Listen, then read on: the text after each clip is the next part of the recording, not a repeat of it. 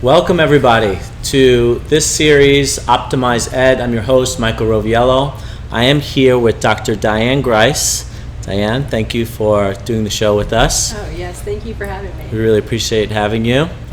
Dr. Grise and I know each other for a little over a year now, Yep. And we'll talk a little bit about how we met. But first off, I'd like to just talk a little bit about Dr. Diane Grise. She's a naturopathic doctor. She's a licensed naturopathic physician with a special focus in integrative treatment of mental illness, including depression, anxiety, bipolar disorder, and more. She is among the most highly trained homeopathic doctors in the United States, having completed a one-year general medicine residency followed by an esteemed second-year homeopathy focused residency at the Southwest College of Naturopathic Medicine under the supervision of Dr. Stephen Messer. Dr. Grise is also a member of the National Center of Homeopathy, the Arizona Naturopathic Medical Association, and the Arizona Gay and Lesbian Chamber of Commerce, and adjunct clinical faculty at Southwest College of Naturopathic Medicine. Welcome to the show. Thank you so much. Really glad to have you. Thank you. I'm happy to be here. Great. Well, before we get into our conversation, which is cultivating resilience during uncertain times, so we're going to be speaking a lot about mental health issues in the current state. Over the last few months, the entire world has been in quarantine. There's been social distance, physical distance, and there's been a lot of reports about just mental health issues in general, which we'll get into a lot of the details. But before we get into all that, I'd like to talk a little bit about your just motivation behind getting into the world of healthcare and medicine, and what inspired you to become a doctor, and what were you studying prior that led you to the Southwest College of Naturopathic Medicine years ago in order to complete your doctorate and get into the actual field. So maybe you could talk a little bit about, what was your inspiration for getting into medicine? Okay, yeah. Well, I'm originally from Indiana, and growing up, I was always interested in medicine. When somebody would get hurt, I was interested in how the scab formed and all of this. I just was fascinated by the body and how the body could heal. But then I also had the experience of having many family members who dealt with mental illness, and so I saw from a firsthand perspective how some of the pharmaceutical medications could cause a lot of side effects, as well as also sometimes not be the best treatment for people who are dealing with things like trauma. And so seeing from a firsthand perspective the limitations of conventional medicine made me, once I was in college and at Bloomington at Indiana University, I was pre-med, and I was lucky enough to have a professor who told me about naturopathic medicine because I was talking with her about my reservations around only having a prescription pad and not having other kinds of treatment options for patients. But coming from Indiana, I didn't know much about natural medicine. I wasn't exposed to it very much, and so I was lucky enough to be have my eyes opened up to this whole world, and that's how I found my way to Southwest College of Naturopathic Medicine. So I started there in 2009 is when I moved out here. And what were you studying back in Indiana at the time? I was pre-med studying human biology with a minor in psychology. So I knew I was interested in medicine and interested in mental health. And so it gave me a foundation, not just looking at the cellular biology, Sure. But with the human biology program, we looked at the natural environment and looking at pollution and how that can impact health and all sorts of different aspects of healthcare. So it really supported moving into naturopathic medicine, which we talk about, foundations of health and lifestyle and all of that. And so it really fit hand in hand. And that's true. I mean, growing up in New York City as well, I didn't know much about naturopathic medicine. It wasn't too common there. Maybe it's the same in Indiana. Oh, certainly. I wasn't even aware of it actually as a field until I moved out west and decided to live in both California with my time in the Navy, and then eventually moving here to Phoenix, Arizona. So I would say it's relatively common. It's not as popular in the Midwest, especially at that time. Right, certainly. And it's growing. It's definitely growing now. And more people, I think, are just across the nation, across the world, are questioning the old ways of doing things, and likely having had firsthand experiences with, you know, other kinds of medications, maybe not be within mental health, but seeing family and friends having side effects from medications and just wanting other options. And so it's a really exciting time for those of us like yourself as well, who are interested in how do we support society and through natural means of making sure that people feel empowered and supported and living their best lives. So it's nice to be in this arena at this time, because people are really waking up to this idea. They are, yeah. It's spreading really fast, and we've had a lot of students from school that you not only went to but also teach at come through here at Optimyze and give us just a lot of feedback as to, you know, the types of things that we're doing. And I know that we've partnered in the past talking a lot about hydrotherapy, and I know that you teach that at the university as well. What was the response from your family, from your friends, and from some of the teachers when you were getting ready to make that choice to go the ND route versus the MD route? Did anybody try to talk you out of it and say, hey, it's not a good idea, there's not enough money in it, there's, you know, that's the biggest concern. It's not widely accepted. Yeah. What were some of the things that came up for you?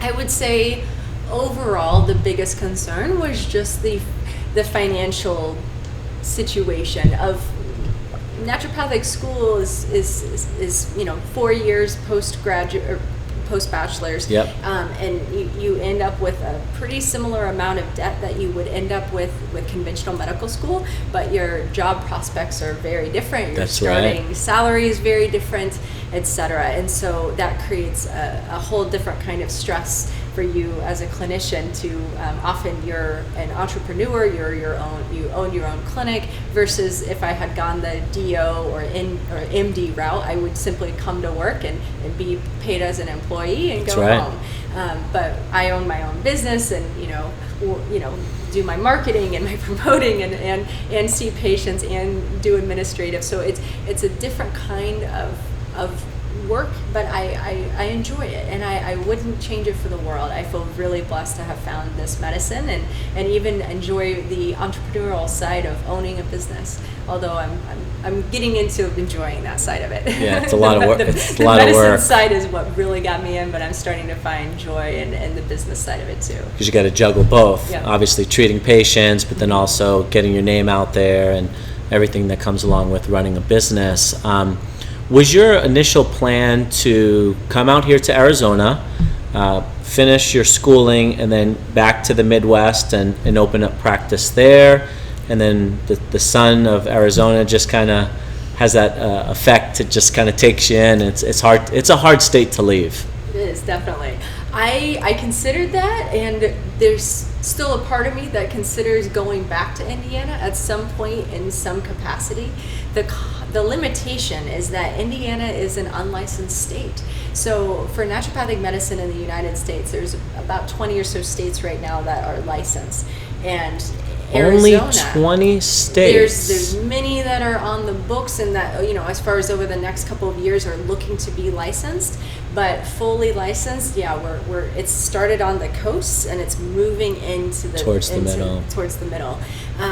But you know, we're having more and more states that have, you know, from the Midwest and things that have gotten licensure, but Indiana is not yet there. And Wow. so if I were to go back to Indiana, I wouldn't have prescription rights. I wouldn't be able to do physical exams on a patient unless I'm working underneath a medical doctor or a DO, which I would be open to doing, and there's a lot of need for holistic medicine. There's a couple of MDs in Indiana who went the holistic route. They went back and got some holistic training, and they have people coming up from Tennessee and Kentucky and that's great. all over the state, and they're booked out for months because people are once again waking up to the idea that prescription medication isn't the only answer. There's so much more that will get people to health, and so they're wanting that support and seeking it out. So eventually I hope to be able to maybe back and forth do a few months a year over in Indiana and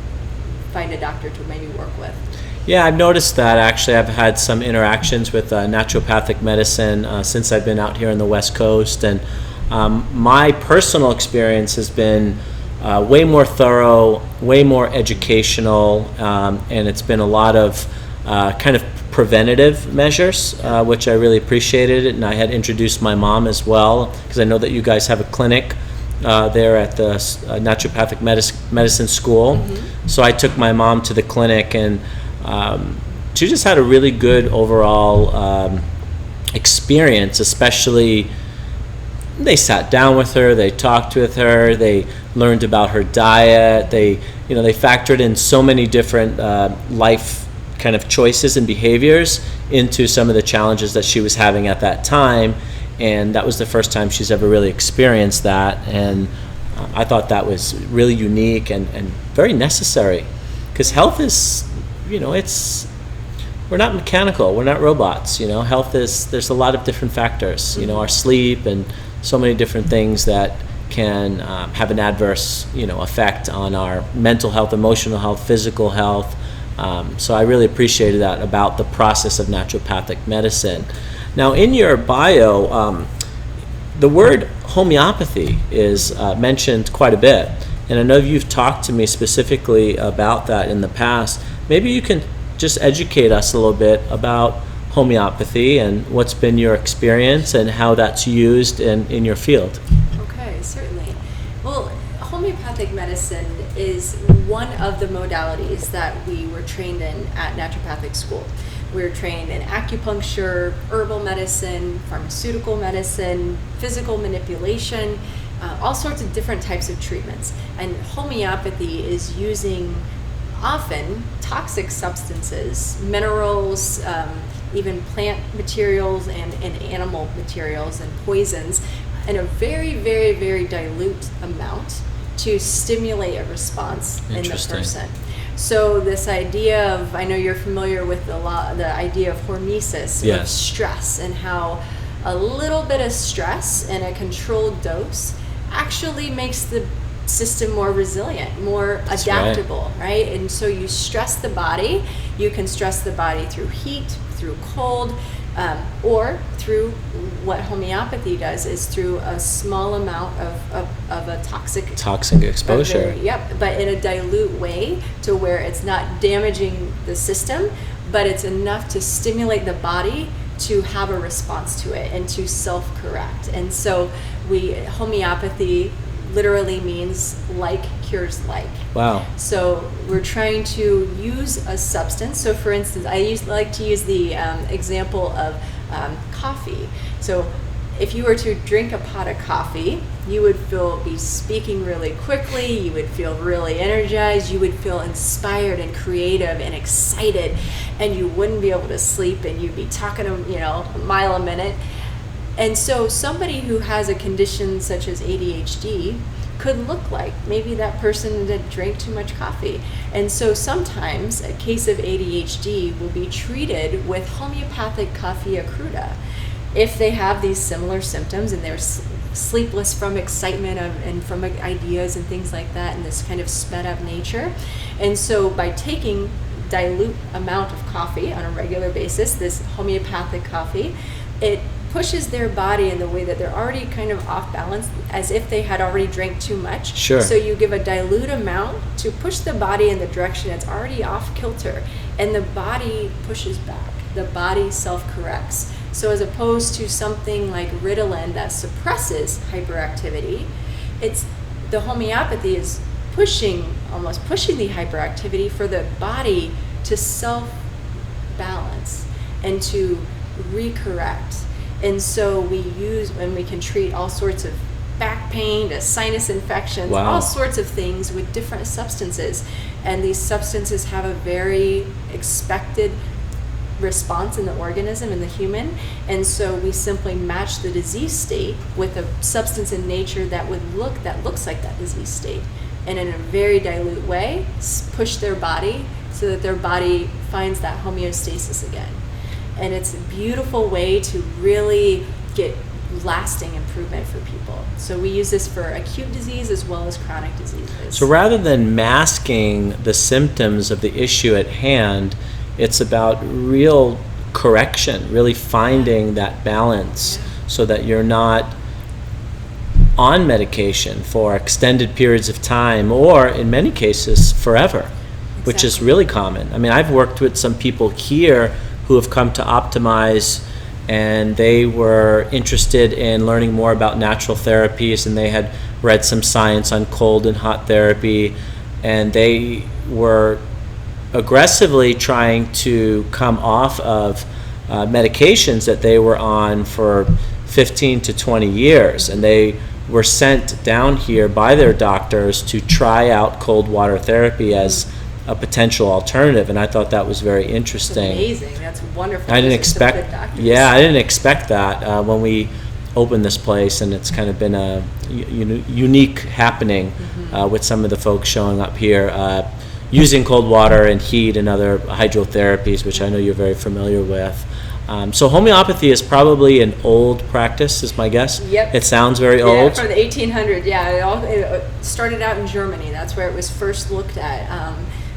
A physician, he was conventionally trained, and back in those days they were using really toxic substances like whole doses of mercury and really toxic things. Venoms. And really just harsh substances that caused a whole lot of side effects or even death. And so this Dr. Samuel Hahnemann, he was working to see how little was needed to have benefit, and he eventually got in his studies and his doing his research, finding that when diluting even beyond, very as minimal as you can get, to where some of these potencies are, diluted down to where there's not a single molecule of that original substance, well beyond Avogadro's number. So, in fact, the more dilute, often the stronger the response. Oh, interesting. But without the toxic side effects. But as far as this healing response inside of the person would actually get heightened when it was more dilute. And so I think of it as, if you believe the paradigm that we are spiritual beings that are having a physical experience, and we are, of course, we have a physical body, but if you understand and believe that the energetic system is actually in command of that physical, then simply jumping to the physical, the most dense part of us, and trying to treat on the physical level with nutrition, even from a supplemental perspective, using magnesium or using omega fish oils on the physical level, if you stop taking those, often the problem is still there. But if we can work in a more energetic way, that working what we call the vital force is what it's referred to as within homeopathic lingo. The vital force. The vital force. I like vital that. force. It's this self-correcting mechanism that we have that this table doesn't have, and we can heal. We can correct. And so what the remedies are doing, what the poisons are doing in a very small way, is pushing the vital force, stressing the vital force in the direction it's already off, in order for it to kind of wake up and recalibrate. I think of it as holding a mirror up and saying, look what you've just done. If you're having an anxiety attack, or you're having a migraine headache, or whatever the symptom is, there's something in nature that could produce a very similar state. And if it just takes a matter of taking the case and taking down the symptoms and finding that substance and helping to stimulate in a gradual way until the person often doesn't need to take the homeopathic medicine anymore, depending on how long the condition's been going on. Of course. But you get to where they're self-maintained and they feel calm and stable, and physically as well. Physical symptoms improve as well as the mental, emotional. And healing always comes from inside. I mean, medicine assists with symptoms in many cases, but the healing mechanisms of injury, whatever it may be, is always inside of us. think sometimes we lose sight of that, that the healing's coming from some external source, but the healing is inside of us. It's interesting. So homeopathy was something that maybe you didn't know much about during your undergrad, studying biology, right. From the Midwest, not a lot of naturopathic medicine practicing there, and then you come out here, you find homeopathy as one of the subjects in school, and you just, like a magnet. It was pretty similar, but I was lucky enough, actually. So when I was maybe 18, freshman in at IU, whenever I was told about naturopathic medicine, and then I worked at PetSmart. I was helping out there. It was one of my jobs at undergrad. Nice. And the dog trainer told me she actually had worked with a naturopathic doctor who did homeopathy. And one day I had this cyst pop up on the back of my neck. It was really painful and red and inflamed. I was having trouble sleeping, and I talked to her about it, and she gave me this name of a doctor, Graham Montague, who was trained in England, and he had a practice in Bloomington, Indiana. Like I mentioned, he had a medical doctor who he was working with, who was very open to natural medicine, and they had this clinic in Bloomington. Bloomington, Indiana is the more liberal part of Indiana, so there's not many natural medicine options, but Bloomington is one of the few places where it would actually occur. It would actually be. And so I was lucky enough to be led to this man, and he gave me homeopathic apis, which is homeopathic bumblebee, because I had this red, inflamed, tender to the touch, better with cold applications, as if I had been stung by a bee. And he gave me this little glass vial with these little pellets in it, and I thought it was this cute little vial. Like, what is this? I've never had anything like this before. And it worked. Within, I think it was less than 48 hours, it was completely gone. Wow. And had I gone to the conventional route, they would have done antibiotics, and it would have been a course of treatment. It would have still been treated, but I could have had thrown out my intestinal balance by the antibiotic, and it could have been followed by different issues. And so getting to see firsthand homeopathy work like that was what really sealed the deal. And it was a bumblebee. It was homeopathic bumblebee. Yep. Interesting. And so it was. And you're taking small diluted doses of the venom of the bumblebee. Yep. And so it was a 30C. So the C dilution with homeopathic medicine means centesimal. So 1 part of the venom to 99 parts water, shaken up.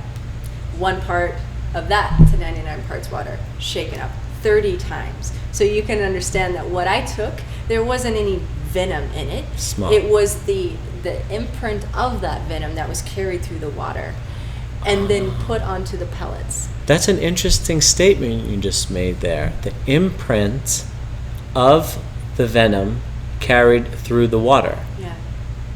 Water has memory. Water has memory. Yeah, and a lot of people aren't familiar with that. Yeah. I watched an excellent documentary.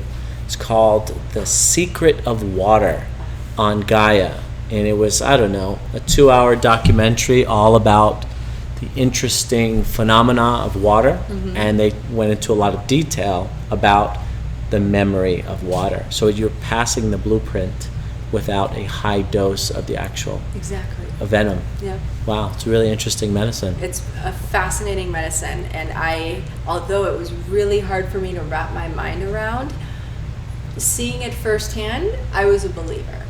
And then fast forwarding to being in medical school and having anxiety that actually got treated. That was when the cyst being gone, I was impressed, but I was, still not sold. Not 100% sold. When I felt how I could feeling calm inside my body, not 100% to where I wanted to be, but dramatically different when I was given a homeopathic remedy called phosphorus for my anxiety.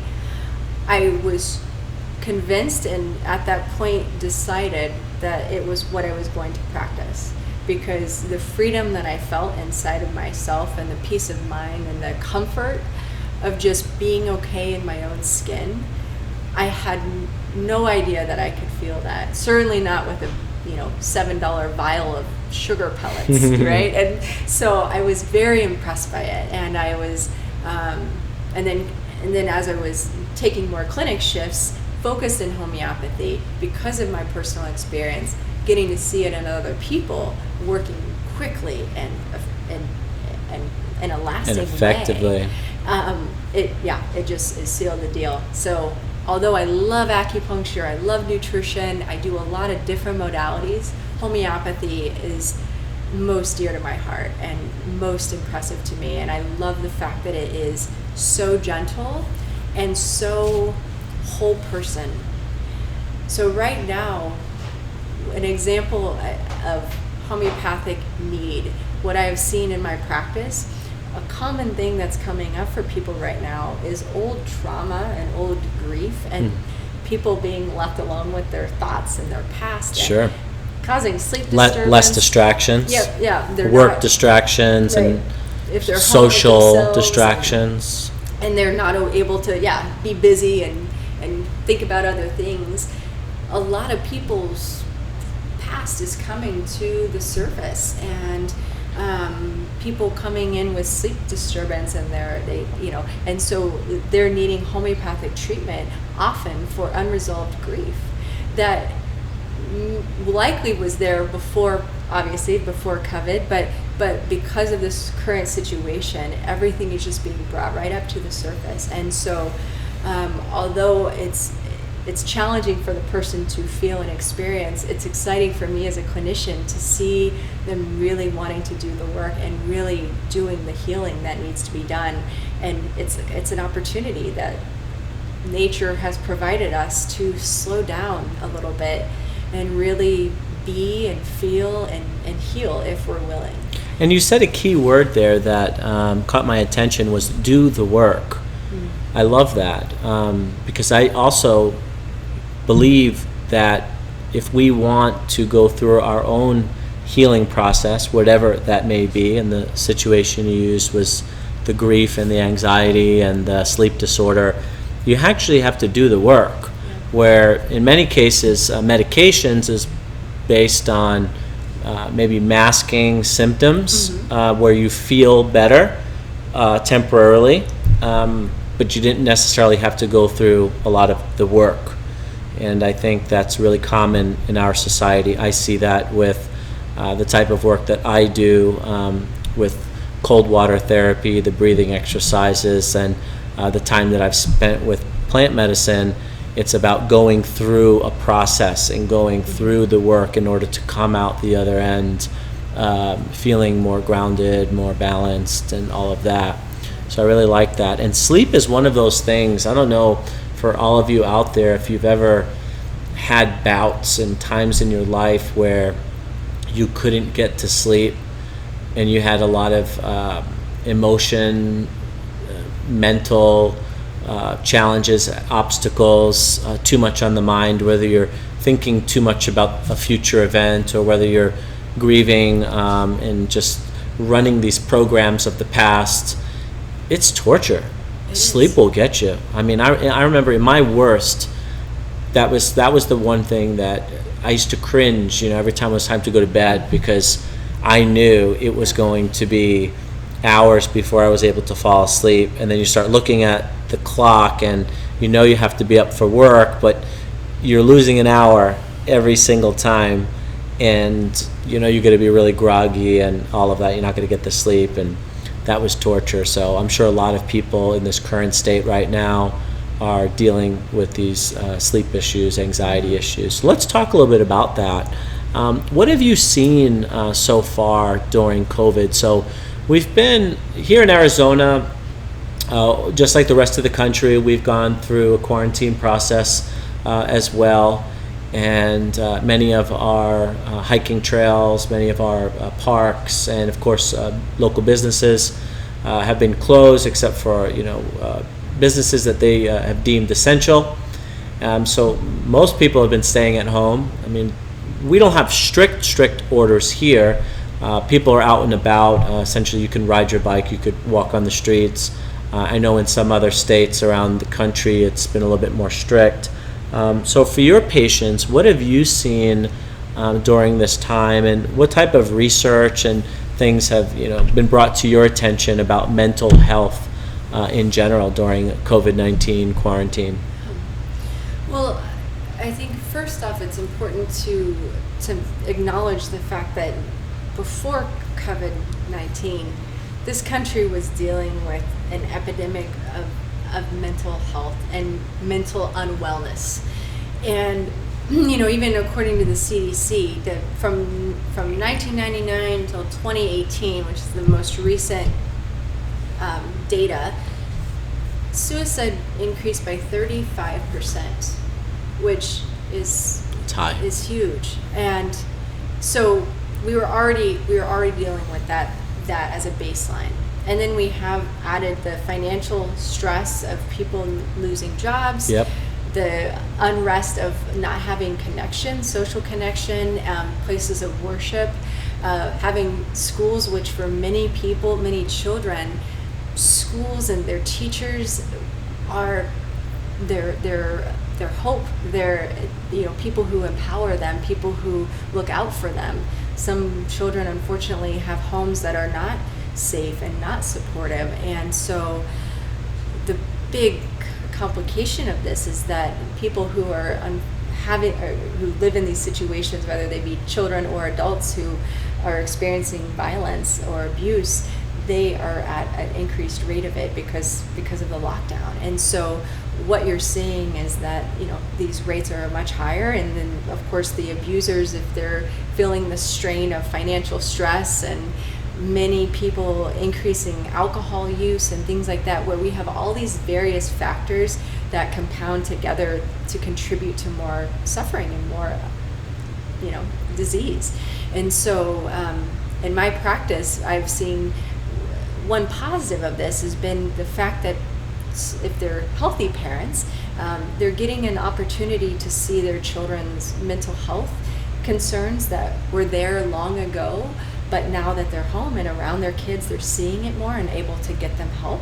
So that was one of the things I noticed within those first few weeks of lockdown, was so many parents calling into the office, getting their young kids between the ages of 9 and 15. I had three new patients in that first couple of weeks, and all of them, when I met with them, described that they've been dealing with this for months, if not years. And so once again, the awareness, being noticed and being able to be addressed is one of the really positive things. But the many people who home situations aren't ideal, they are stuck in that, and they don't have the escape to go to school, to go to get away, after school groups, or to go to the hair salon and talk with somebody, whatever it may be. That's just outlets, support and community. And so there's so many different secondary complications of this current virus situation that are creating other kinds of disease and damage. And we will not fully understand the implications of this until over the next couple of years, likely, as far as the mental health impacts that this has all created. And it's no secret that when you talk to friends, adults, family members, and at my age, I'm 41 years old now, and you do a lot of reflection on your past and early childhood and teenage years and different decisions that you've made up to this point in life. And you talk to people, and it's just really common that there's just so much trauma that typically occurs in those younger years, and how that translates into programs as adults. And then you can live that program for many years, and it can be like destructive, and alcoholism and things that you have observed your parents may be doing. There's just a lot of scenarios like that, and it's just such a common thing that happens with humans. Especially, you keep mentioning the households that not everybody. Sometimes we have this idea, oh, well, it's quarantine, just stay home and watch TV and start a new habit and read books or play games. There's plenty to do. And in most situations, or in many situations, if somebody has a home that is comfortable in that setting, where they have a nice relationship with their family, they have a nice relationship with their dad and their mom, but we all know in reality that there's a lot of broken homes out there. And if you're stuck in a situation with an abusive parent or a toxic behavior of a parent, maybe they're drinkers or something like that, that's going to be a traumatic experience that's going to create probably programs for that person in the future that they're going to have to go through a process of reversing or dealing with at some point if they choose to in their life. So that's going to be interesting to see how all this plays out. I did some research just before our talk just to learn a little bit about mental health in this field, specifically antidepressants, which are just so common and used. And according to the American Psychological Association, there's been a 64% increase in the percentage of people using antidepressants between 1999 and 2014. So, I mean, and that was 6 years ago. And in 1999, there was 7.7% of the population took the medication. So you can see what a drastic increase, and there's so many more people being prescribed antidepressants. Now, we talked a little bit before we got started on this podcast a little bit. What was some of your motivation for getting into the mental health aspect of medicine? And what you saw maybe as a younger woman and as a teenager in the area of pharmaceutical medications for mental health and different things like that. Yeah. So I grew up in a family like many people who grow up in families that have parents dealing with mental illness. And growing up, I witnessed firsthand how some pharmaceutical treatments can in fact create more problems and more complications than they do good.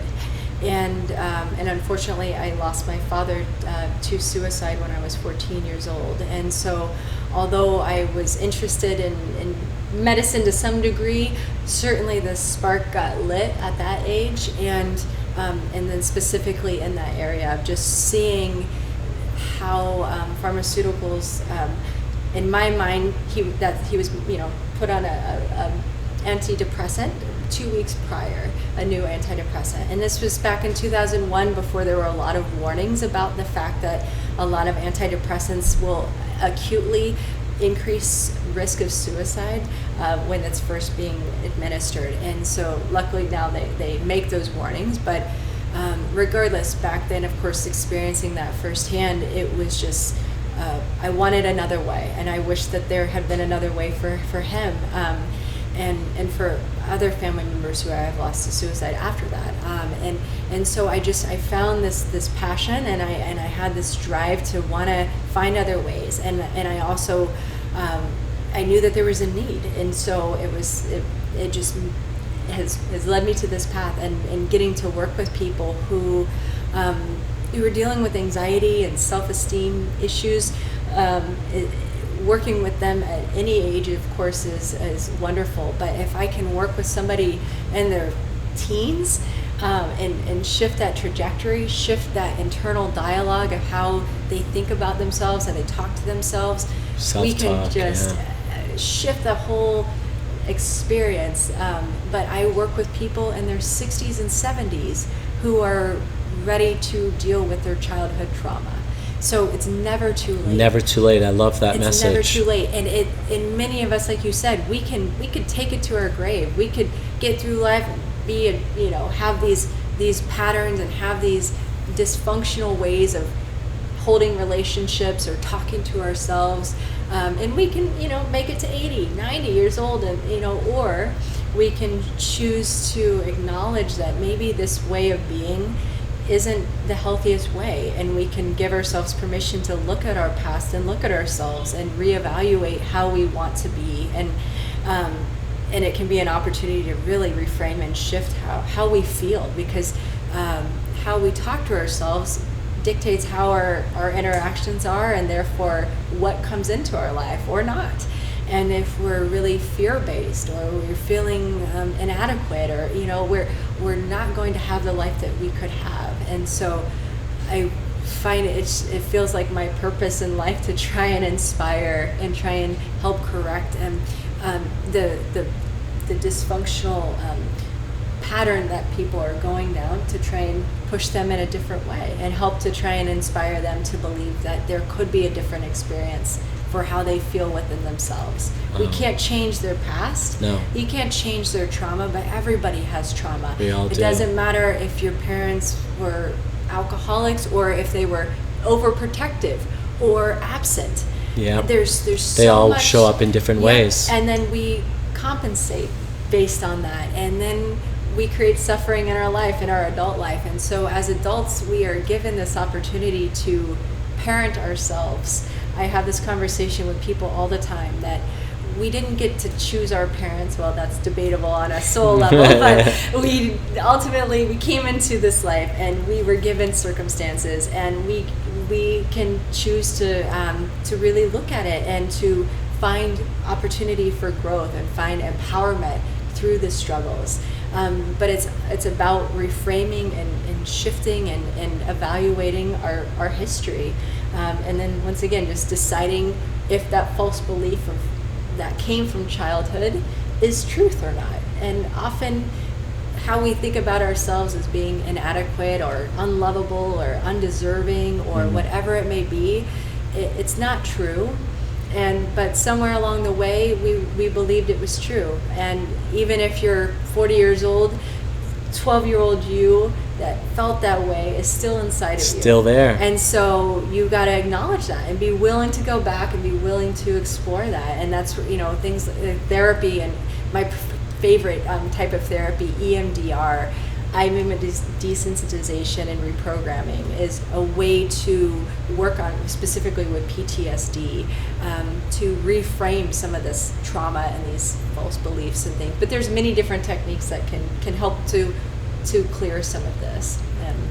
Thank you so much for sharing that and course. personal story about your father and your family relationship, and how that fueled so much of your fire to get into this field, to help people at a young age, to find alternative sources, to find nature type cures, to help really improve the quality of life for these folks so that they don't go down that road. I too have had a history of suicide as well in my family, and when I look back at my days and my post-military times, where I was at rock bottom, where I was at my personal worst of not feeling well inside, although I was projecting that I was great to all of those that were watching, or people I worked with, or my peers, my friends.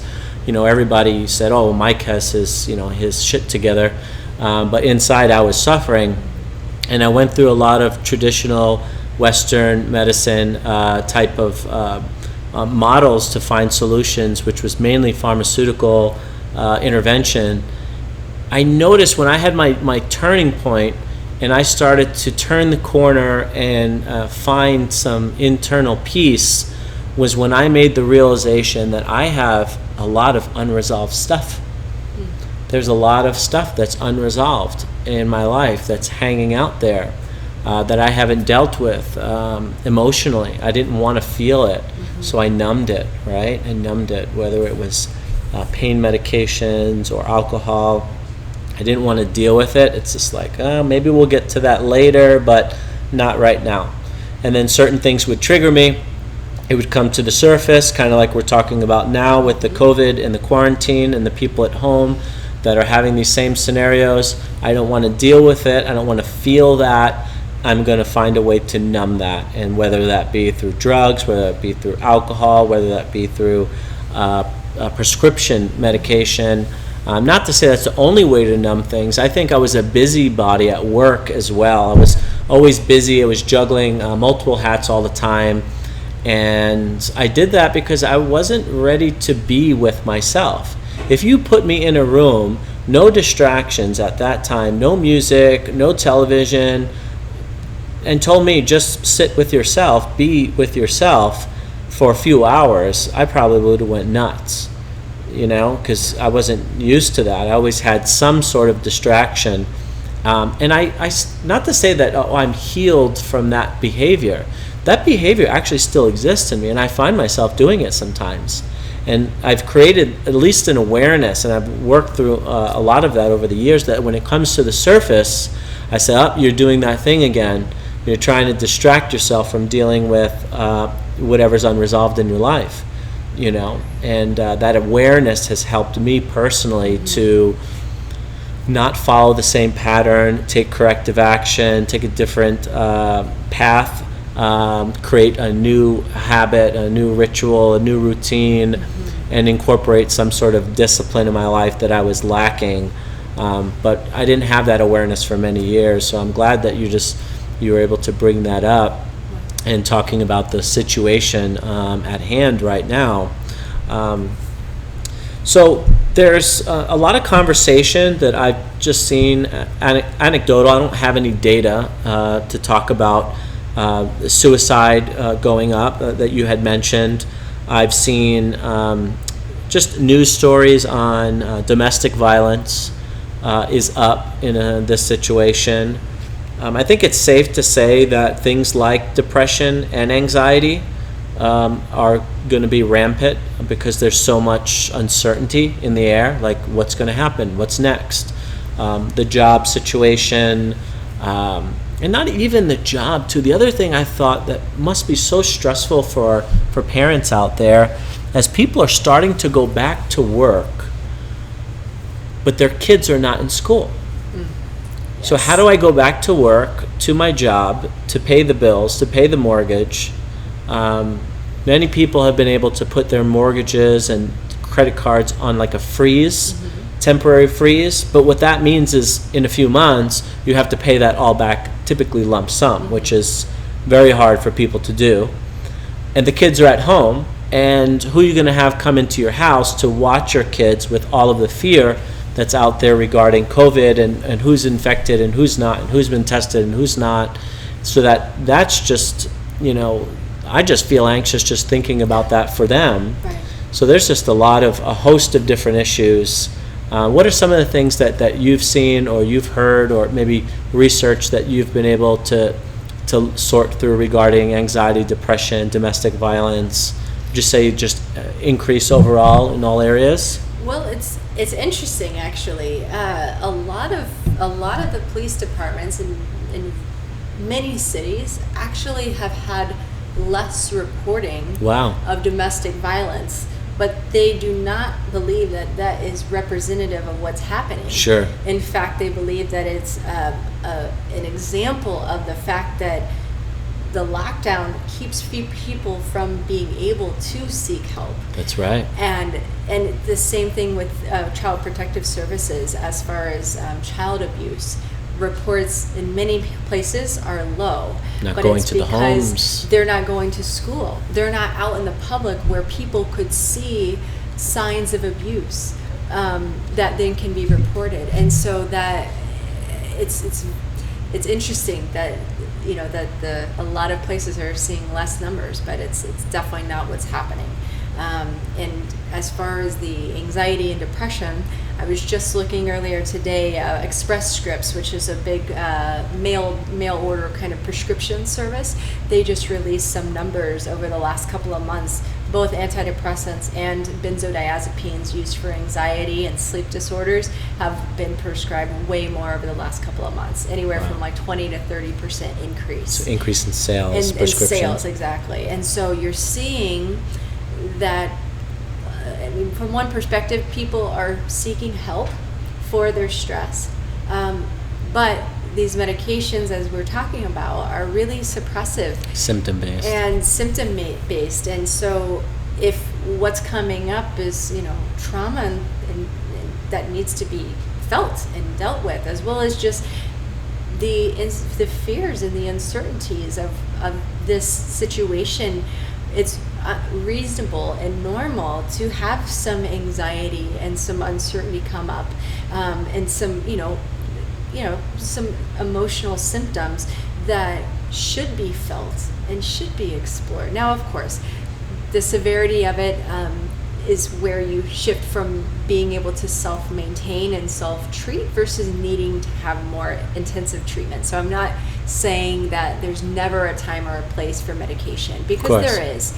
But in many cases, it's jumped to very quickly, and then results in the person not really being able to process or experience or heal from what's really going on under the surface. And therefore, when they try, in the next couple of months, hopefully as things continue to come back to normal, and they then try to taper off of that medication, lots of side effects, and that's where it really creates a whole another host of situation where people who were having a normal stress response based on this social situation are now dependent on a medication that they never needed in the first place, and now it's hard to come off. It's a whole other thing, and that can create different kinds of symptoms, including sleep disturbance and rebound anxiety, and even increased risk of suicidal ideation. And so we want to be very careful to try and support people, and acknowledging that this is a stressful thing, and that it should be experienced. We should be communicating and connecting with others, and trying to process and heal and reach for support without trying to numb and suppress, because we don't want to come out from this on the other side being sicker than we were to begin with. This is really an opportunity where, if we have the support, we use our resources, and we utilize these techniques that we'll continue to talk about today, where we can use this interesting time we've been given to slow down and to be with ourselves, and to be with our family. And it can really be a transitional time for a lot of people. But it also, as we've been discussing, everybody's in different situations. And so we as a collective need to try and see how we can support and encourage those around us to do whatever work is needed to be done, whether that be personal or working with a professional, because it is deeper, abuse things, or something where it's really causing a lot of distress, and just making sure that people around us know that they have support, and encouraging them to get that. So. Yeah, that's great. And obviously you have people like you out there who are helping people to find solutions, to navigate their emotions, to find natural cures and remedies and processes to deal with that. And the reality is it sounds bad, but you kind of have to feel and go through it, and then allow it to find its way out. Mm-hmm. I know just from my own personal experiences that the more I didn't want to try to resolve it or deal with it at that moment, it didn't go away. It would just go dormant for a while, mm-hmm. and then it find its way to the surface. I used to like to describe this as it's like holding a beach ball underneath the water in the pool. Yeah. You can hold it there for a while, and you can even have a conversation with somebody. You can even sit on it. But if you kind of take your attention away just for a moment, it'll slip and find its way bursting right out of the water. And that's kind of like the way triggering works. When you get triggered, by someone or something, there's a lot of people getting triggered right now because there's a lot of division out there as well, in our politics, and what we should be doing as a human race, what we should be doing as a nation. There's a lot of people interjecting, and there's a lot of different opinions out there. I'd like to talk to you a little bit about what your opinion is on some of the difference between mental and emotional health, and how do you separate those two? I know a lot of times we just classify this whole area as mental health, mm-hmm. as in all in the mind, and we know what that stress feels like in the mind when our mind's not right. But the emotional part is more like it's more like in the body. I feel like, mm-hmm. you feel it in the body, and it can feel really icky and ugly and not nice. So what are your thoughts on emotional and mental health, and is there a way to separate them and treat them differently depending on what people are dealing with, or they kind of go hand in hand? Yeah, well, it's a really good question. It's who I'm thinking of, somebody who you respect and look at a lot is Joe Dispenza. And Yes. that's who I'm thinking of right now. He explains it well, yes. He explains it beautifully, and I believe it's true how he articulates that it's our mind, our thoughts, but our body, our emotions are felt in the body, but the thoughts drive the emotions, and then but our emotions also can rebound and trigger the mind. thoughts, and so we have this feedback all the time, and that's the big concern with pharmaceutical medications and the especially psychiatric medications that don't allow feeling. And so very often in by doing that, sometimes it will dampen the thoughts to where the anxious thoughts are not so present. But what you see is that the feeling is what really allows us to, that's the where our control is. And if we get insight into our thoughts by how we feel. You mentioned awareness as like your turning point to your healing with your depression was awareness of where it came from. Right? Then suddenly you became empowered. There was something you could do about it. It wasn't just, I'm feeling this way, I feel awful. You had some sense as to why. And then when you have the why, you can take action and you can, work on that. Yes. And so without feedback, we can't continue to understand our suffering. And unfortunately, or fortunately, we are the only one who can really do our healing. It's within. And we can be guided and encouraged and directed. Yep. But ultimately, just like what It's you our witnessed journey. within yourself and what I have witnessed within myself and gotten to witness other people experience it within themselves, is that they were the ones to forgive themselves.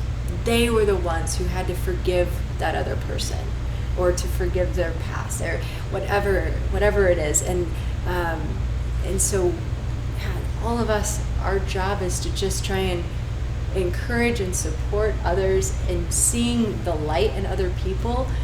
And then when they forget their light, we try and remind them of their light, and we can do that in many different ways.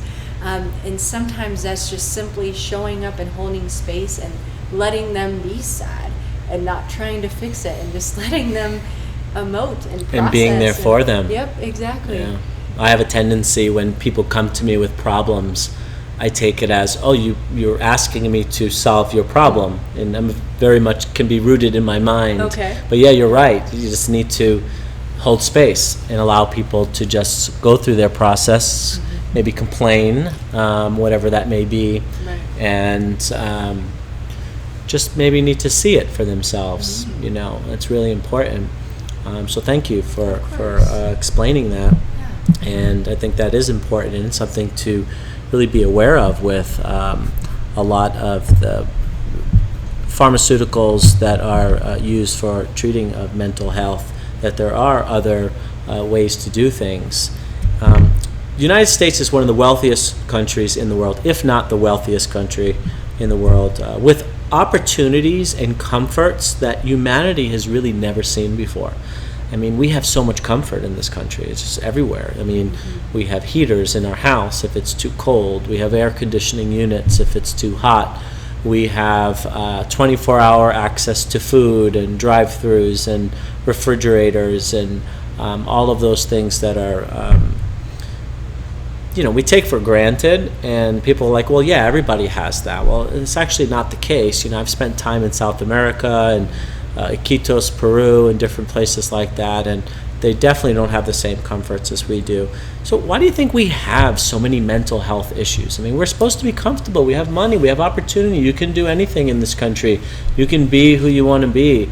Why so many mental health issues? Why do we have these crazy numbers with such a rise in pharmaceutical use, suicide rate? I know in my community, of the veteran community, I'm sure many of you have heard of 22 deaths a day in the veteran community from suicide.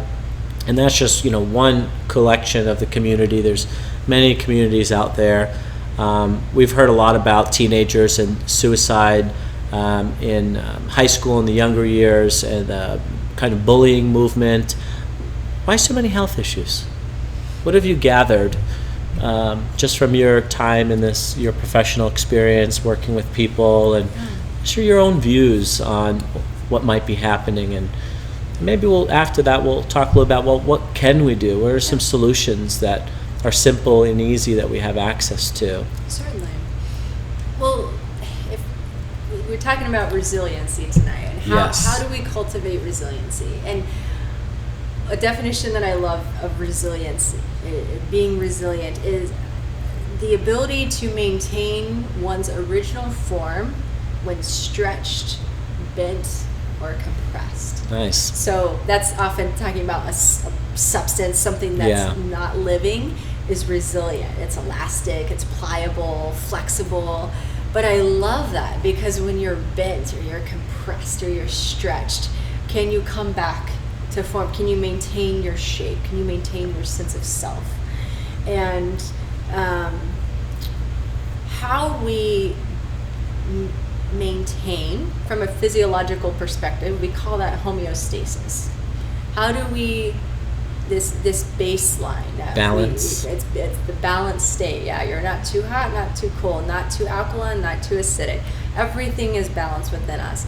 And so if we stress ourselves in a little bit of a way, so there's different ways that we can push homeostasis so that the body trains to come back to center. So the homeopathic treatment, that's one very specific way to stress the body to be imbalanced in order to find its center again. Got it. So we can do that through cold, we can do that through heat.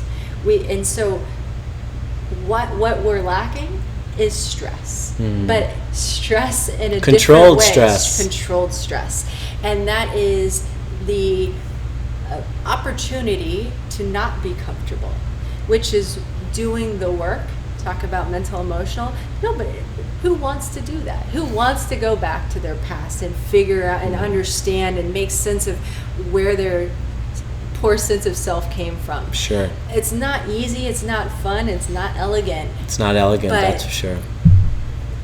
But how much better would we be if we were to do that? And so very necessary. Exactly. And so from a soul level, it's gonna happen sometime. And so we can choose to allow this lifetime to be that time to really try and shift and grow. And so I think here in a lot of the Western world, we are just in so much comfort and so much distraction too. We're so busy. Very distracted, yes. That there's no Notice that for myself. no push to really go in and really do that work. And so the most accepted form of stress in America is working out. Working out. Physical, but that's acceptable. Yeah, and stress. You gotta break down your muscles in order for them to get bigger. And people get that and they understand that, but they don't appreciate that emotional and mental stress. So like what the cold does for me, that's one of my favorite ways of trying to push myself, because what I find is that if I'm really feeling scattered and not in my body, I'm up in my head, I sit in that cold and I am quickly, within 5-10 seconds, I am so in my body, so present, so aware but I'm in my body. I'm no longer up in my thoughts. I am feeling grounded in myself. And it's the most freeing and liberating thing, that it feels empowered and I feel centered and I feel connected. But without the stress of 30, 40 degree water, I'm all busy and I'm stressed and I'm thinking about all these other things, and I'm out here, I'm outward. And so we have to cultivate inwardness. And so I there's so many different ways to do that. Meditation, prayer, journaling, just mindfulness, being mindful of the moment. And I love that picture, that meme of why are dogs so happy, and the man and the dog are walking side by side, and it shows what the dog's thinking about, which is the picture, what's right in front of him. Yes. And then what the guy is thinking about is work and all this all stress and all kinds those of other different things. things. If we were to be able to just be present and be in the moment and feel grateful and be able to take in what's around us and feel awe and excitement, then we wouldn't need to do a lot of this work. But most of us are so far from that we have to do this work to really understand and go in and revisit some things and revisit and acknowledge our patterns, our way of being. If you don't acknowledge dysfunctional relationships or dysfunctional thought patterns, they can't ever be addressed. And so, like you mentioned, you've got to have that awareness. And so however you find that awareness, you can, then you have something to do about it. In many cases, you have to seek it out on your own, because it's not necessarily part of the education system. It's not part of our society, our culture. At least, I'll speak from my own perspective. I went to elementary school. I went to middle school. I went to high school. I did time in the military service and went through all of the schools required there. I went to university for undergrad. I went back to university for a master's, and then did another master's. Throughout this whole entire process, there was no classes that I can recall that were geared towards knowing or learning about yourself and why that's so important, how that translates into other areas. I mean, there was some philosophical classes along the way, but I had to kind of learn the hard way, really just trial and error and figuring out for myself and searching YouTube and finding people that I was inspired by, early on in my learning to go down that rabbit hole of self-exploration and understanding. Otherwise, if I go back to my 26-year-old self, I didn't even know that I was supposed to be doing that, which was really interesting. Right. I didn't even know that was something I should even be considering until I read a book called The Mind-Body Prescription and started to bring some awareness about psychosomatic pain and the connection between physical pain in your body and mental stress and how they work together. And I said, oh wow, that's one area I didn't even explore yet. Let's go take a look down that road, and I found many things. So thank you for sharing all of that and explaining. And one of the ways Dr. Diane Grise and myself met was through the Wim Hof Method Fundamentals course. I had become an instructor here in the United States, teaching mainly out of Arizona, and I had taught on the East Coast as well. And some way, somehow, you found me. Yep. And just showed up as a participant in the class. And the way we kick off all of our classes is, I do an introduction, who am I, the Wim Hof Method, I share my story, how I got into this work, and then we go around the room and everyone gets to share and talk about, why they're here, what's their intentions. And that's where I first met you and learned about your time as a naturopathic doctor. And you had a breakthrough in that class doing your first ever ice bath? First ever ice bath. I had done cold showers before and was pretty adamant, pretty regular cold shower, but sitting in an ice bath is very different than a cold shower. And my first experience was, I couldn't believe how calm I felt afterward. I couldn't believe how excited I felt and in my body, but I also was surprised that my ticklish feet that had been ticklish my entire life, which was just a sign of my system being very sympathetic dominant. It was very stressed, felt like I was walking on eggshells all the time, which I can still struggle with to some degree, which is why I got to keep going to the cold. But my ticklish feet went away. That was amazing when you and first they're still gone. When you first shared that with me, because of course we all know about.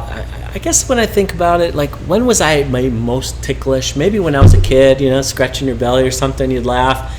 But I haven't even thought of that since I was a kid. And then realizing how different everybody is, their threshold for how ticklish they are.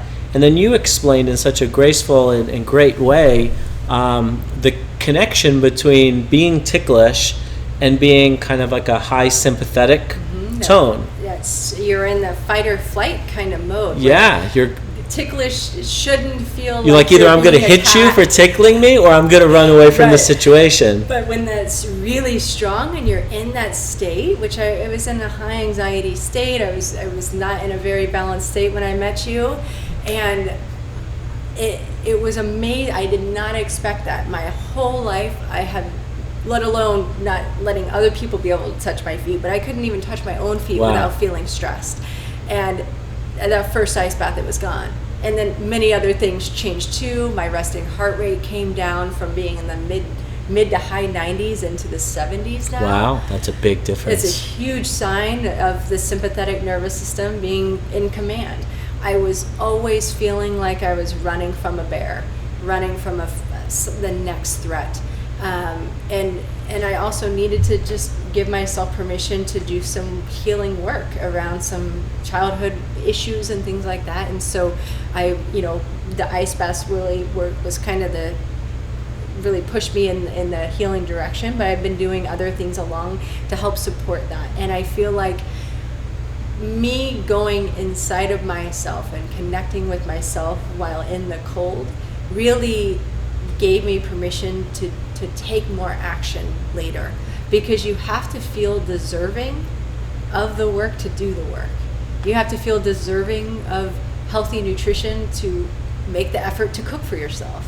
You have to feel deserving of good sleep to make the sleep hygiene a practice and to get yourself in bed. And I hadn't for a long time felt worthy of health. And I was able to find that worthiness that was always there. I had just forgotten it. I had forgotten my true self, and I was able to come back to that in a very palpable way in a 2-minute ice bath where the stress of the cold made me go whew, right inside, and that stillness inside that had always been there, I reconnected with and I could come back to. And that's where I do daily cold showers just to start my day, just to bring me back to that. And nice. I continue to practice the ice baths, of course, coming in here and training. But it's all about this idea of we have to stress ourselves in a controlled way to find that homeostatic balance. And so finding the comfort in the stress and in the discomfort, whether it be the sauna or the cold bath or the counseling session. It's all different ways to get to a deeper sense of yourself and reconnect with yourself in a deeper way. But it all takes vulnerability. Oh, yeah. It all takes your commitment to show up. Your commitment to sit through that heat, or to sit in that cold, or sit in that conversation, or to call the therapist. Exactly. Yeah. But it's so necessary, and we all are deserving of happiness and of health. That's what we're here for. And when we have that sense of peace inside of us, we can affect so many more people, and we can bring joy to other people. But if we don't have belief that we deserve it, we will never take the action that's needed. Our light is dim. Yeah, we're dim, and we have to brighten that up. But we can encourage people that they deserve it by showing up for them, and that's where just holding space. Sometimes that's all that we need, and checking in with people and connecting.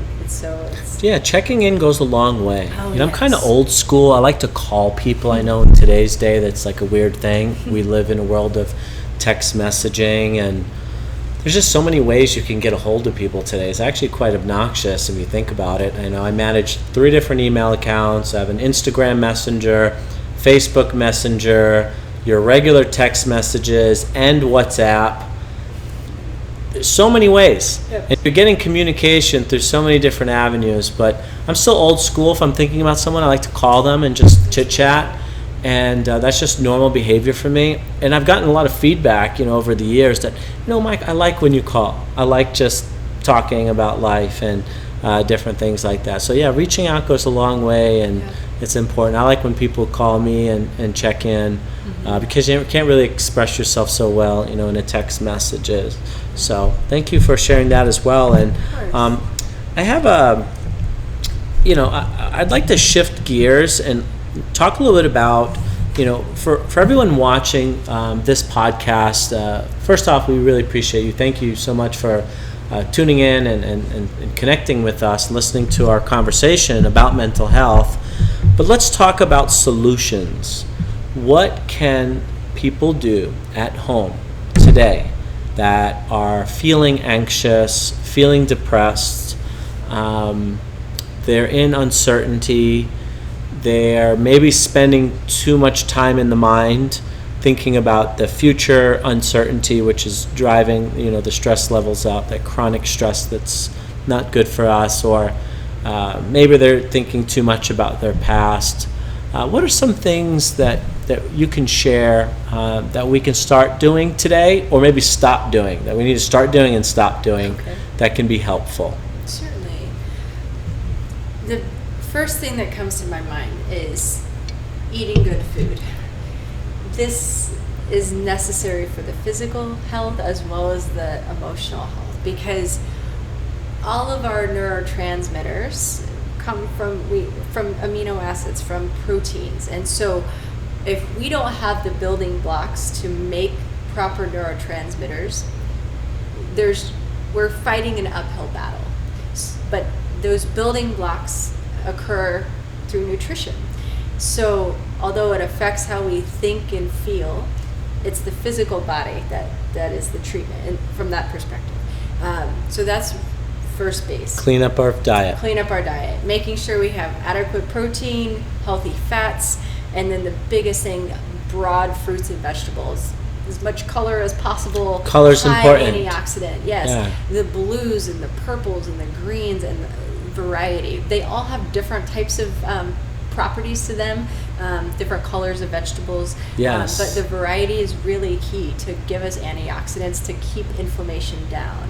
And that supports our heart function, it supports our glucose control, but it also affects our mental wellness. And great. So inflammation, we know it's problematic in every area of health. Right. So clean up our diet. Yep. So cut out sugar and alcohol. The sugar and the alcohol. The alcohol is so bad. Yes. I've seen so much in this COVID with these online happy hours, and I don't want to be judgmental to those who are participating, but there's just so many people that are concerned about the the virus, and they're so concerned about whether or not they're going to get affected, whether they're not going to have an adverse reaction, whether or not they're going to end up in the hospital getting put on a ventilator. I mean, these are all fears, but they're doing something that is having a deliberate, scientific proven effect.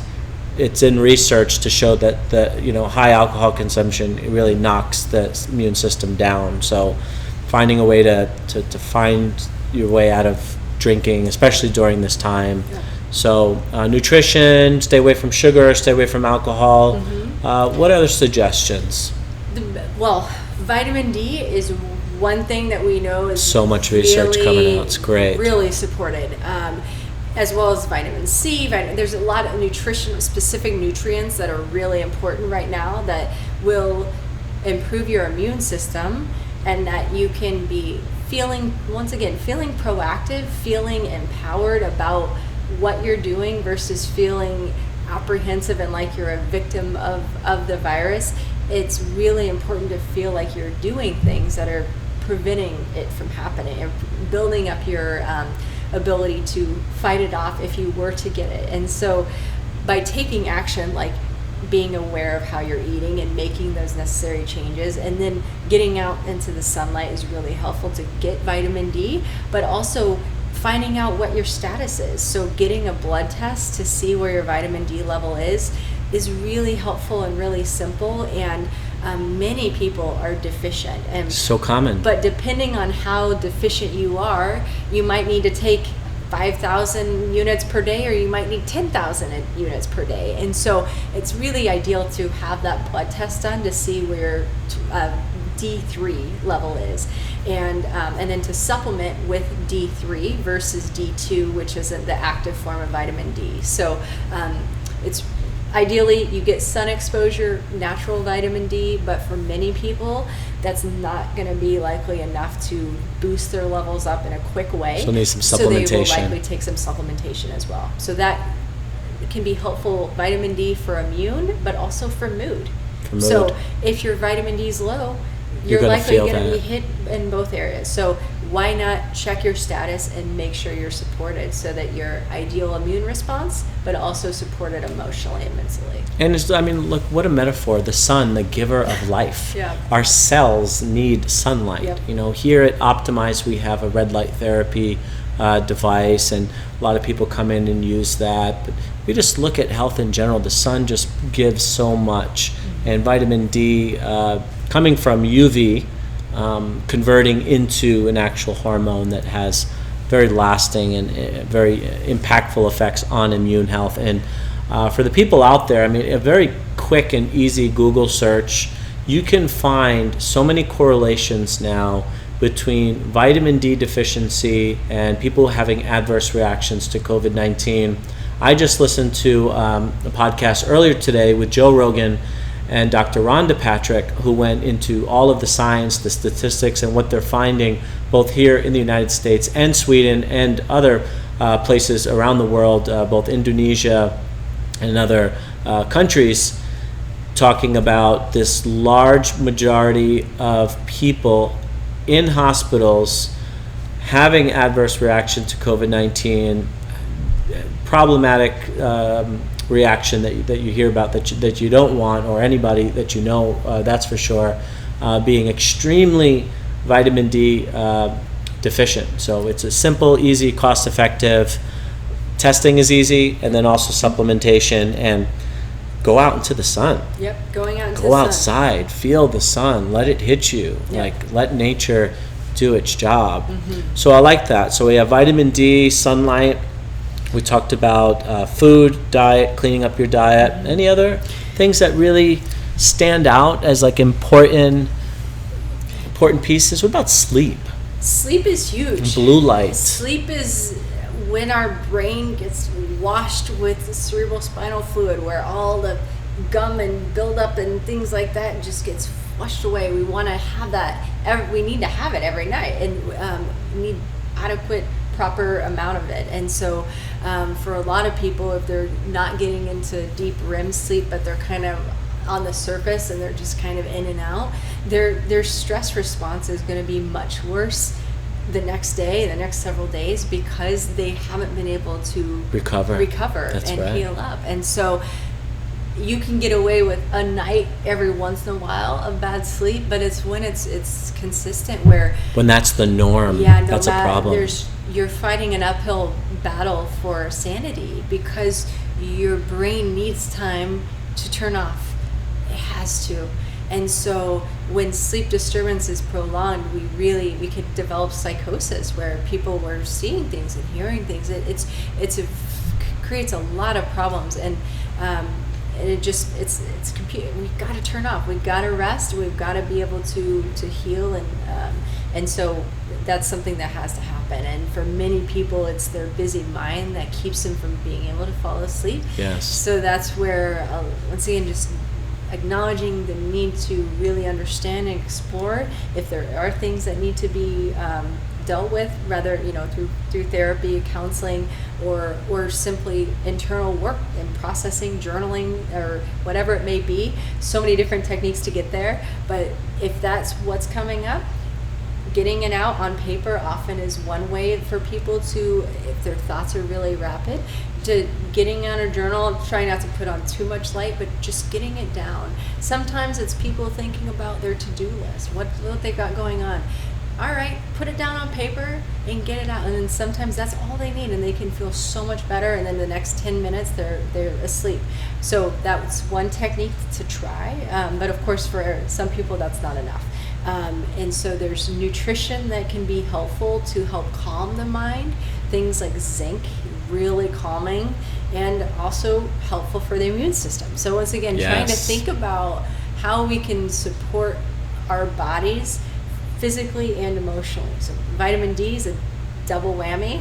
immune system and mood. Yep. And then we, Zinc. Zinc is another beautiful thing, very connected, especially with it as an antiviral. But zinc is really calming. So that's one nutrition that I've been encouraging people that, acutely needing some support. And there's also things like amino acids, L-tyrosine and things like that, and acetol is really calming. This nutritional Assist you with support. calming down before bed. Exactly. That's just pushing the body to a more parasympathetic, the rest and digest side of things. But also, of course, homeopathy, acupuncture, there's lots of tools that can be used to support. But from a mindset perspective, if the fear is coming from this, fear of getting sick, fear of the virus, what I like to talk about with patients and what I wanted to talk about here tonight is that we can shift our mindset from this idea of this virus that we have, is going to come and invade us and attack us, and we have to do all this cleaning. I mean, yes, hand washing is important, and I'm not saying that's wrong, but there's more to the story. Way more. If we think about the body in a more holistic way, with the idea of there's two different ways that you can see disease. If it's the germ is the pathogen, it's coming in and causes disease, or you can look at, so that's the germ theory, or we can look at the terrain theory, which says that a bug only takes hold in an environment that's hospitable to the bug, which means a diseased state. So unhealthy environment allows the organism that then creates the disease. So the organism isn't the problem. It's just opportunistic. It's the unhealthy It needs to live environment. inside you in order to stay alive. Exactly. It needs a host. It has to have a host. It's an RNA versus DNA. Oh, right, yeah. Right? And in this situation, with the virus, it's literally, it can't be alive. It needs us, it hijacks us to replicate it. But it's simply RNA. It requires us to be able to make it. But a strong body that has proper vitamin D level, that has good zinc status, is not hospitable to this virus or any other virus. We have the same recommendations, D and zinc and vitamin C, for influenza and rotavirus and other coronaviruses. From a naturopathic perspective, this virus isn't necessarily a whole lot different as far as treatment approach, because it's simply supporting natural antiviral properties that we have within all of us. And immune health. And it's all dependent, but all of our immune responses need these nutritional building blocks to be functional. And so without proper vitamin D levels and zinc, then we are kind of at risk of where the germ theory makes much more sense, because our environment is just, we're creating a situation where it is easy for that bug to take hold. So clean up your environment. Yeah, exactly. If you think about the terrain, then you feel much more empowered. And so people who are having trouble falling asleep at night because they're feeling so out of control of the situation and feeling so out of control in their life, if they start taking some of these actions that we're talking about here, thinking about their nutrition, working on their sleep, working on some old trauma and things like that, they will start to find that they are feeling much more empowered and not feeling like they're just waiting to be attacked by this virus. They're taking proactive steps to making their body less hospitable to any bug that's around. And that will, over time, that creates a lot less stress. And so then their body will be producing less cortisol, and they'll be able to fall asleep much easier. And so it's so many all benefits. encompassing. It's all encompassing. Yes, holistic. It all feeds into each other. Having a mindset that you are able to be proactive encourages the behavior to take these steps. It's all needed, and they all play into each other. And Dr. Grise, she spoke about a couple of things, with sleep, specifically parasympathetic and sympathetic. You may have heard that term in today's conversation. If you're not familiar, just a short little piece on that. It's like two modes of the nervous system. And I have this very interesting ring here. which is called the Aura Ring. And the Aura Ring tracks many different functions, and it's kind of been a unique addition to understanding my body and my sleep specifically. So I always play with it, right? I can make little modifications to kind of see, well, how did that impact my sleep? If I make this little modification, oh, that really threw my sleep, in the wrong direction. So it measures something called heart rate variability, which is a good gauge for, is your body in a sympathetic stress state or parasympathetic state? We talked about heartbeat, right? Your heart rate. If it's high all the time, getting that heart rate to come down. Respiratory rate as well. If your respiratory rate is high, getting that down. And then also the deep sleep cycle and the REM sleep cycle. And one thing I noticed that had a significant instantaneous effect on my sleep was eating. So I like to eat late at night. I love it. 9, 10 o'clock at night, I'll eat a giant meal 10 o'clock at night. I know that's not good for you. I've tapered away from that, but I still find myself kind of picking and eating a little something until I started to get into a process of something I read online that significant impact to increase your deep sleep. And on the days where I stop eating at least 4 hours before I go to bed, so I'm giving myself 4 hours of nothing, just water, before I go to bed, I see a huge spike in my deep sleep. So I go to sleep, I have decent rest, I wake up in the morning, I check the statistics. Deep sleep's at 2 hours, REM sleep's at 1.5 hours to 2 hours. And then on days where I had that meal at 10 o'clock at night and decided to go to bed at 11, deep sleep is like down to 30 minutes. REM sleep, 30 minutes or less. So consider that. Consider making sure not eating right up to the time you go to bed, because just remember, when you do eat, you're basically asking your body to go into digestion mode, right? So you're putting it to work. That's been an interesting thing. And also the phones, the light. The blue. Yeah, the TVs. There's so many people watching Netflix and documentaries and movie shows and TV shows. And, I've watched my fair amount as well during this quarantine. And, of course, it's easy to want to see what other people are doing, like what's going on in society, what's going on in the world, what's going on in the news. You want to connect, and you're staring at that screen in a dark room, 10 o'clock at night, right before you're about to settle down, and you're basically just telling your brain that it's daylight out, and it's not producing that melatonin that it's supposed to, and that has a big effect on us as well.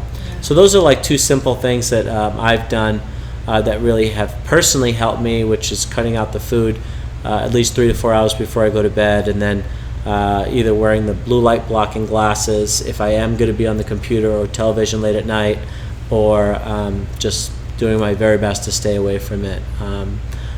One other thing that has worked for me, I typically had challenges waking up with anxiety. Like I would wake up with anxiety, it would hit me right in the morning.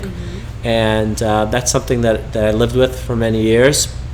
And starting my day off in that stress response, rushing out of the house, grabbing a coffee on my way to work, sitting in traffic, no daily routine, no morning routine, checking messages, right away within 5 minutes of getting up, you're already on your phone looking through emails. So really having that discipline of giving myself, 30 minutes to an hour of no phone, no messages, no internet, no news, and just being with myself. A lot of the things that you talked about, those have been some easy techniques that have worked for me. And then when I find myself getting away from them, I always remind myself to go back and to have that discipline and create those good, healthy routines. So I have one more question that I would love to ask you about just your own experience throughout this whole process. And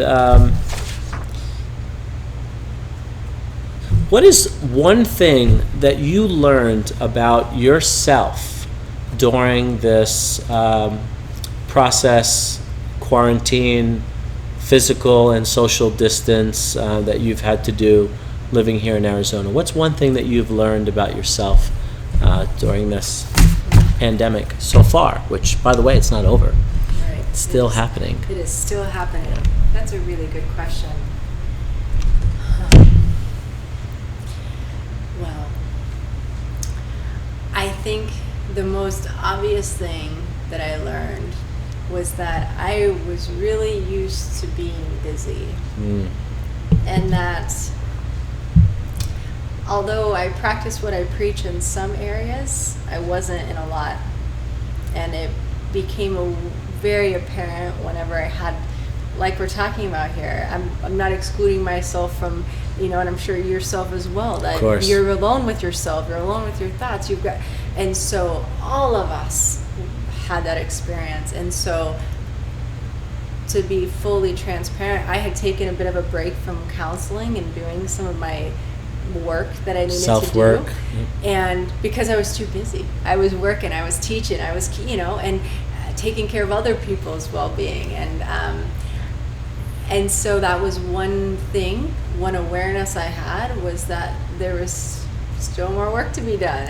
It's a lifelong journey. Oh, yeah. So I reconnected with my therapist. And surprisingly, and this is a great thing to mention, that many counselors are offering telemedicine right now. And I wasn't quite sure how it would be, if it would feel good, if I would feel open and comfortable. But surprisingly, we do Zoom video, and being at home and being on my couch, I have had some amazing sessions.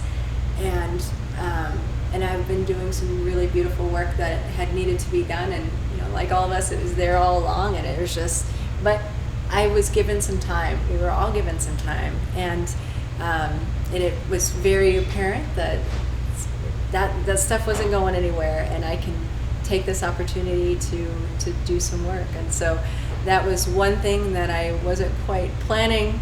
Nobody knew what to expect with all of this. Of course. But like many of my patients, I was keeping busy, and it was back in the back, out of sight. Get to it later. Yep. And so I do that too.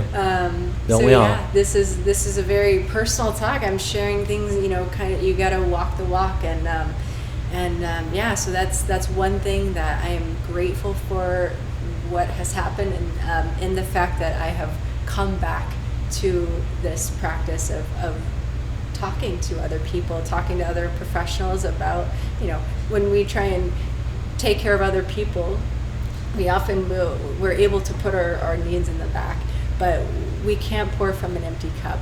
And we've got to make sure that we're doing what we need to keep ourselves afloat. So, awesome, thank you. Yeah.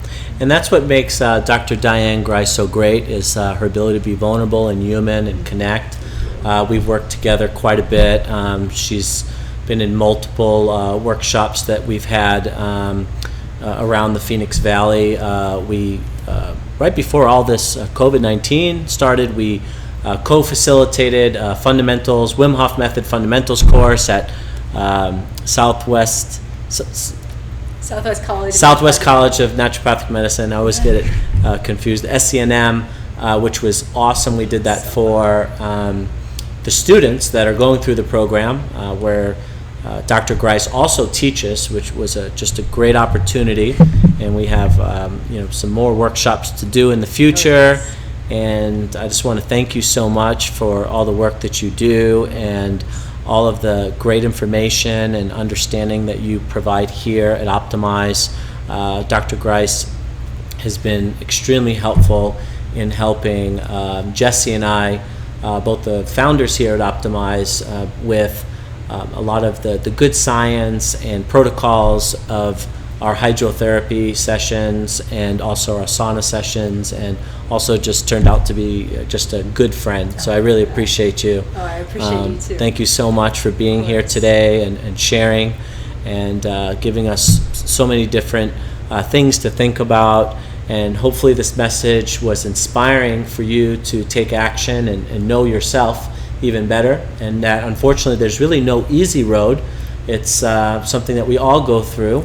And we all have trauma, we all have unresolved issues in our life, And we don't have to tackle them all at once. We don't have to conquer everything that's happened to us in our life, everything that's been bad or difficult, or poor relationships within our families. But we can start to chip away, one piece at a time, and make progress and feel better and create new habits. And we'll post some resources as well in the link below. I'll also give you Dr. Diane Grise's website and a way to connect with her, both on social media and also by going to her website, so you can learn more about her practice, especially if you're here in the Phoenix area. And that's all I have today. So any last words, anything that you want to share with us before we wrap it up? Well, I guess one thing that I thought about when preparing for our conversation tonight, when looking at the word resilience, the word silence popped out to me. How silence, in my humble opinion, is required to build resilience. And so that's my final message, is that you have to find the ability to have peace within yourself and find that silence. Finally, find that silence within. That silence and that stillness that is there, and that we're all trying to find and come back to. But it's there. It's there in all of us, and we just have to find our way back to it. Beautifully said. Thank you. You're welcome. Thank you. So, cultivating resilience during uncertain times. Thank you all for joining us today. I'm your host, Michael Roviello. I really appreciate you. What we ask is that you subscribe to our channel. Every week we've been doing more and more interviews with different people around our community in different areas. In this case, obviously working with Dr. Diane Grise in her profession. Please like this video as well by giving it a thumbs up, and follow us on YouTube and social media, and we'll see you next time. Thank you.